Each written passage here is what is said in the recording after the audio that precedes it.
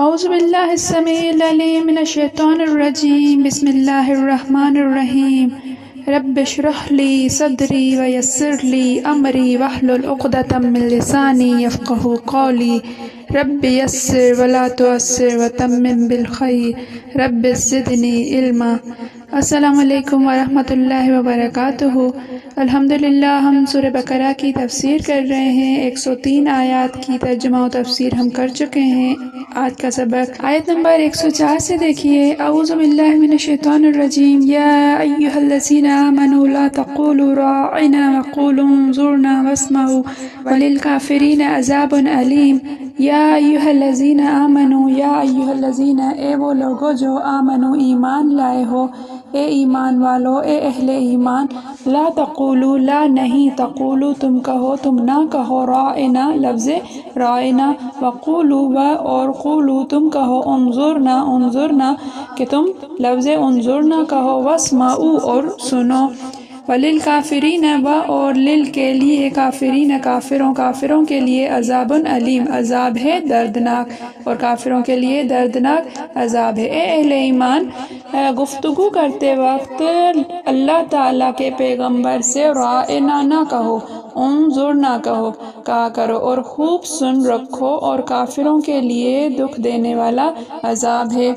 ما یود الذین کفروا، نہیں یود چاہتے ہیں، الذین کفروا وہ لوگ جنہوں نے کفر کیا، من اہل الکتاب، من سے اہل الکتاب، اہل کتاب میں سے، ولا اور نہ ہی، المشرکین مشرکوں میں سے، ان ینزل ان کے ینزل نازل کی جائے، علیکم تم پر، من خیر کوئی بھلائی، من ربکم تمہارے رب کی طرف سے، واللہ اور اللہ، یختص خاص کر لیتا ہے، برحمتہ اپنی رحمت سے، من یشاء جسے چاہتا ہے، واللہ اور اللہ، ذو الفضل فضل والا ہے، العظیم بڑا، اور اللہ بڑے فضل والا ہے۔ جو لوگ کافر ہیں، اہل کتاب یا مشرک، وہ اس بات کو پسند نہیں کرتے کہ تم پر تمہارے پروردگار کی طرف سے خیر و برکت نازل ہو، اور اللہ تو جس کو چاہتا ہے اپنی رحمت کے ساتھ خاص کر لیتا ہے، اور اللہ بڑے فضل کا مالک ہے۔ تفسیر کی طرف آتے ہیں۔ دیکھیے کہ ان آیات میں اللہ تعالیٰ مسلمانوں کو کافروں کی صورت، لباس اور زبان میں مشابہت سے بچنے کی ہدایت کرتے ہیں کہ مسلمانوں سے ان کی صورت جیسی صورت نہیں بنانی چاہیے، لباس جیسا لباس نہیں پہننا چاہیے، اور ان کی زبان سے بھی مشابہت سے بچنا چاہیے۔ اس آیت میں اللہ تعالیٰ اپنے مومن بندوں کو کافروں کی بول چال اور ان کے کاموں کی مشابہت سے روک رہا ہے۔ یہودی بعض الفاظ زبان دبا کر بولتے تھے، مطلب برا لیتے تھے۔ جب انہیں یہ کہنا ہوتا کہ ہماری سنیے تو کہتے راعنا، اور مراد اس سے رعونت اور سرکشی لیتے تھے، جیسے اور جگہ بیان ہے، من الذین ہادوا، یعنی یہودیوں میں ایسے لوگ بھی ہیں جو باتوں کو اصلیت سے ہٹا دیتے ہیں اور کہتے ہیں ہم سنتے ہیں لیکن مانتے نہیں، اپنی زبانوں کو موڑ توڑ کر اس دین میں طعنہ زنی کے لیے راعنا کہتے ہیں۔ اگر یہ کہتے کہ ہم نے سنا اور مانا، ہماری بات سنیے اور ہماری طرف توجہ کیجیے، تو یہ ان کے لیے بہتر اور مناسب ہوتا، لیکن ان کے کفر کی وجہ سے اللہ نے انہیں اپنی رحمت سے دور پھینک دیا ہے۔ اس میں ایمان بہت ہی کم ہے۔ احادیث میں یہ بھی آیا ہے کہ جب یہ لوگ سلام کرتے ہیں تو السلام علیکم کہتے ہیں، اور سام کے معنی موت کے ہیں، تو تم ان کے جواب میں وعلیکم کہا کرو، ہماری دعا ان کے حق میں قبول ہوگی اور ان کی بد دعا ہمارے حق میں مقبول نہیں ہوگی۔ الغرض قول و فعل میں ان سے مشابہت کرنا منع ہے۔ مسند احمد کی حدیث میں ہے، میں قیامت کے قریب تلوار کے ساتھ بھیجا گیا ہوں، میری روزی حق تعالیٰ نے میرے نیزے تلے لکھی ہے، ذلت اور پستی اس کے لیے ہے جو میرے احکام کے خلاف چلا کرے، اور جو شخص کسی کسی غیر مسلم قوم سے مشابہت کرے وہ انہی میں سے ہے۔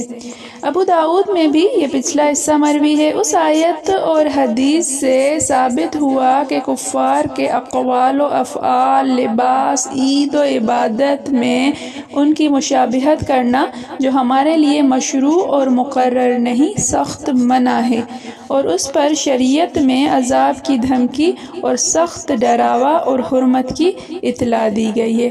حضرت عبداللہ بن مسعود رضی اللہ تعالیٰ عنہ فرماتے ہیں کہ جب تم قرآن کریم میں یا ایھا الذین آمنوا سنو تو کان لگا دو اور دل سے متوجہ ہو جایا کرو، کیونکہ یا تو کسی بھلائی کا حکم ہوگا یا کسی برائی سے ممانعت ہوگی۔